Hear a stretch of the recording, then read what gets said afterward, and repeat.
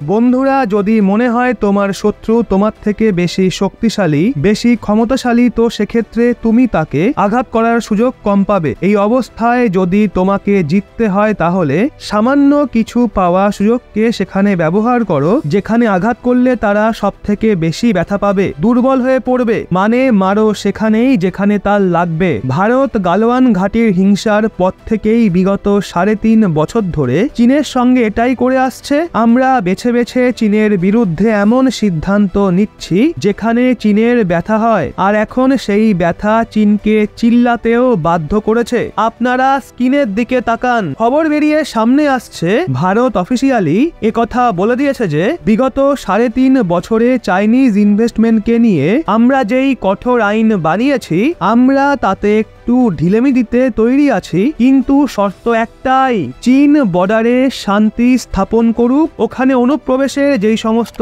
চেষ্টা রয়েছে সেগুলো বন্ধ করা, আর যত বর্ডার ডিসপুট রয়েছে সেগুলো মিটিয়ে নিক। এখন আপনারা বলবেন ভারতের এমন স্টেটমেন্ট দেওয়ার কি দরকার ছিল?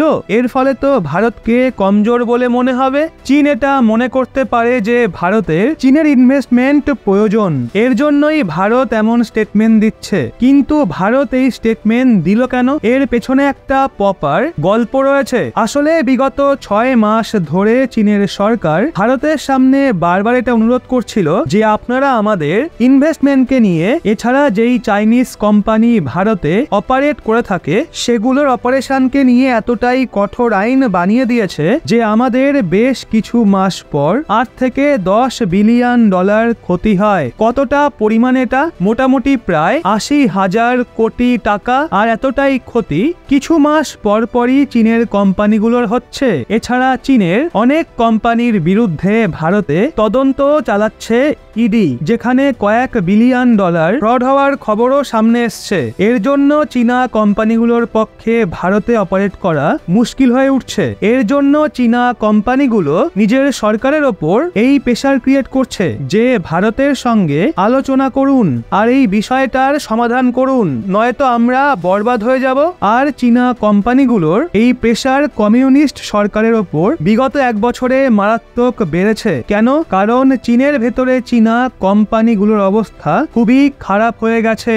ওখানে যে ইকোনমিক ক্রাইসিস রয়েছে সেটা ক্রমশ ডিপ হচ্ছে। এছাড়া যে চাইনিজ কাস্টমার রয়েছে তারা জিনিসপত্র কম কিনছে। এক্ষেত্রে চীনা কোম্পানিগুলোকে যদি সার্ভাইভ করতে হয় তাহলে ভারতীয় মার্কেট তাদের কাছে একমাত্র অপশন। কারণ বিশ্বে ভারতই এমন একটা ইকোনমি যেটা ভয়ঙ্কর ভাবে এগিয়ে চলেছে। এছাড়া ভারতে পণ্য সামগ্রীর ডিমান্ড প্রচুর বেশি। যে কোনো কোম্পানি ভারতে এসে যা কিছু লঞ্চ করে সেটাই হিট হয়ে যায়, সে যতই সেটার মূল্য 10 টাকা হোক বা 10,000 হোক বা তার চেয়েও বেশি। আইফোন, স্যামসাং এর S সিরিজের ফোন সব ভীষণ দামি, কিন্তু সেগুলো এমন ভাবে বিক্রি হচ্ছে যেন শাকসবজি। এক্ষেত্রে চাইনিজ কোম্পানিগুলোর মনে হয় তাদেরও এই ফায়দা নেওয়া উচিত। আর আমাদের যদি সার্ভাইভ করতে হয় তাহলে ভারতীয় মার্কেট একটা দুর্দান্ত অপশন, কিন্তু ভারতীয় মার্কেটকে এরা পুরোপুরি ভাবে ডমিনেট করতে পারছে না। কারণ ভারত সরকার এই নিয়ে ইনভেস্টমেন্টের কঠোর নিয়ম বানিয়েছে, এছাড়া অপারেশনালেরও কঠোর আইন আমরা বানিয়েছি, যার জন্য চীনা কোম্পানিগুলোর সমস্যা হচ্ছে। আর এই কারণেই চীনা কোম্পানিগুলো নিজের সরকারের ওপর প্রেসার ক্রিয়েট করছে। এর জন্য চীনা সরকার ভারতের কাছে বারবার রিকোয়েস্ট করছে যে আমাদের মারাত্মক লোকসান হচ্ছে, আপনারা এই নিয়ম কানুনকে একটু ঢিলে করুন। এক্ষেত্রে ভারত প্রতিক্রিয়া দিয়েছে চীনকে যে আমরা ঢিলে অবশ্যই করে দেব আর আপনাদের কোম্পানিগুলোকে ভালো মতো অপারেটও করতে দেব, কিন্তু শর্ত একটাই, আপনারা যে সমস্ত সমস্যা সৃষ্টি করেছেন সেগুলো সমাধান করতে হবে। পুনরায় কোনো নতুন ইস্যু ক্রিয়েট করলে হবে না, এটাই আমাদের শর্ত। যদি আপনারা এটা মানতে রাজি হন তাহলে আলোচনার টেবিলে আসুন, নয়তো আপনাদের ঘরেই থাকুন। এখন বলা হচ্ছে চীন এই বিষয়টা নিয়ে সিরিয়াসলি চিন্তা ভাবনা করছে, কারণ তারা জানে তাদের ইকোনমির প্রশ্ন, তাদের কোম্পানির ভবিষ্যতের প্রশ্ন। কারণ এখন চীনের যে কোম্পানিজ রয়েছে সেগুলো কমিউনিস্ট পার্টির মেম্বাররাই চালায়। এক্ষেত্রে কমিউনিস্ট পার্টির এটা ব্যক্তিগত লোকসানি হবে। যদি চীনের কোম্পানি ডুবে যায় তো